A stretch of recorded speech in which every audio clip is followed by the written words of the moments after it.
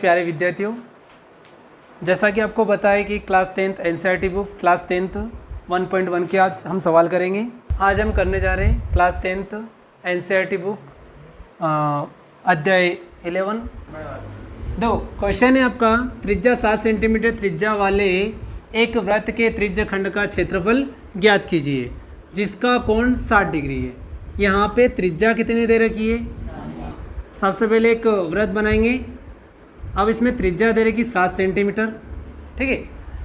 त्रिज्या दे रखी 7 सेंटीमीटर। अब कोण बनाना है कितने डिग्री का? 60 डिग्री का।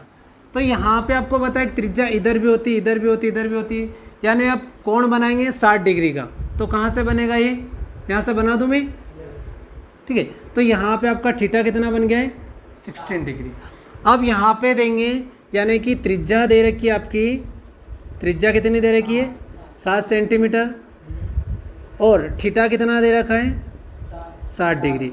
अब क्वेश्चन में बोला है कि त्रिज्या खंड का क्षेत्रफल ज्ञात कीजिए, त्रिज्या खंड का क्षेत्रफल ज्ञात कीजिए। तो यहाँ पे अपन लिखेंगे त्रिज्या खंड का क्षेत्रफल, त्रिज्या खंड का क्षेत्रफल बराबर।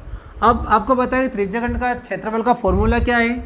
थीटा बटे 360 पाई आर स्क्वायर। अब थीटा कितना दिया है इसमें?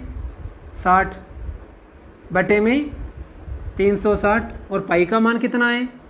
पाई का मान कितना है? 22 बटे 7, या क्वेश्चन में कुछ दे रखा है 3.14 रखना।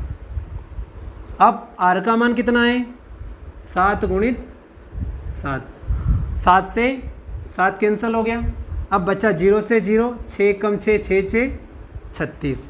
अब बचा क्या है आपका?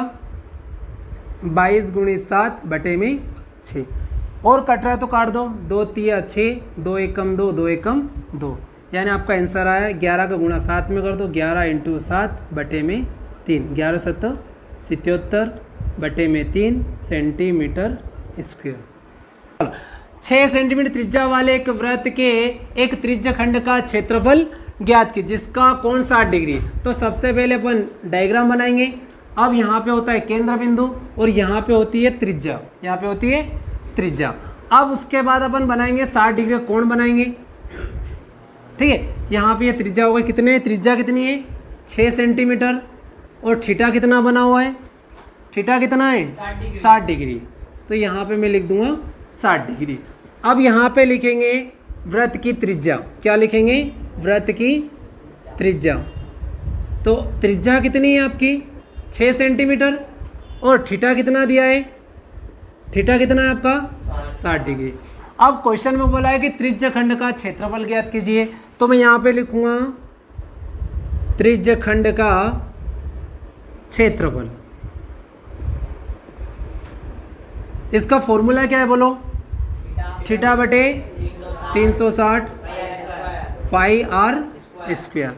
अब आपको पता है कि थीटा का मान कितना दिया उन्होंने?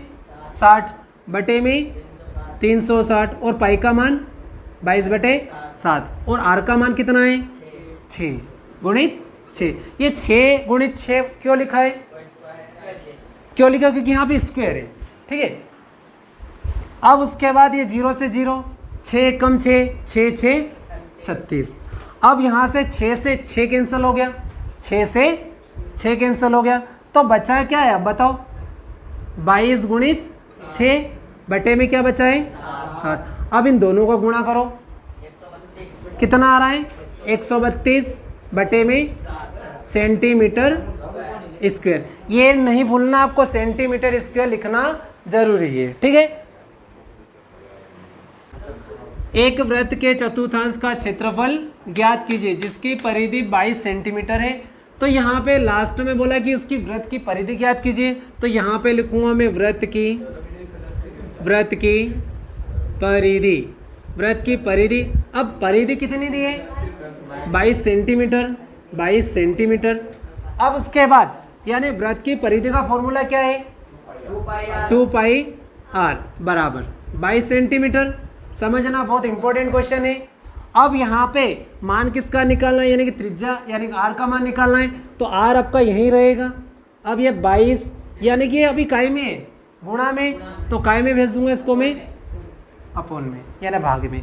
यहाँ पे आपको आर का मान निकालना है, तो यहाँ पे आपका 22/2 और पाई का मान कितना रखा है 22/7। जब संख्या बटे के बटे में होती है तो वो कहाँ चली जाती है ऊपर। तो सबसे पहले तो 22 से 22 कैंसिल करो। अब बचा क्या अपने पास r बराबर 1/2 बटे के बटे में, तो ये कहाँ चली जाएगी ऊपर। कुछ आया समझ में, कुछ आया समझ में। बटे की अगर बटे में होती तो सबसे ऊपर चली जाएगी, यानी r बराबर 7 एकम 7/2 है ना। अब इसमें सेंटीमीटर लिखना जरूरी है। वृत्त के चतुर्थांश ज्ञात कीजिए, यानी कि वृत्त के चतुर्थांश निकालना है। वृत्त के चतुर्थांश। अब आपको पता है वृत्त में कितने चतुर्थांश होते हैं, यानी कि ये वृत्त है, इसमें 4 चतुर्थांश होते हैं, 1 है ना, 2 3 और ये 4, यानी वृत्त के चतुर्थांश, वृत्त के चतुर्थांश बराबर। अब वृत्त के चतुर्थांश का फॉर्मूला क्या है 1/4। अब ये 1/4 क्यों है, क्योंकि देखो कितने चतुर्थांश है, वृत्त एक है और चतुर्थांश कितने हैं 1 2 3 और 4 है। अब उसके बाद यहाँ पे फॉर्मूला है पाई r स्क्वायर, तो यहाँ पे 1/4 और पाई का मान है 22/7 और r का मान कितना है, r का मान कितना निकला 7/2 और 7/2 यही है। अब 7 से 7 कैंसिल हो गया, 2 से काट दो इसको, 2 एकम 2 2 एकम 2। अब बचा क्या है 1 गुणित 11 गुणित 7/4 2। अब इन सबका गुणा करो, 11 7 77/8 सेंटीमीटर स्क्वायर। ओके।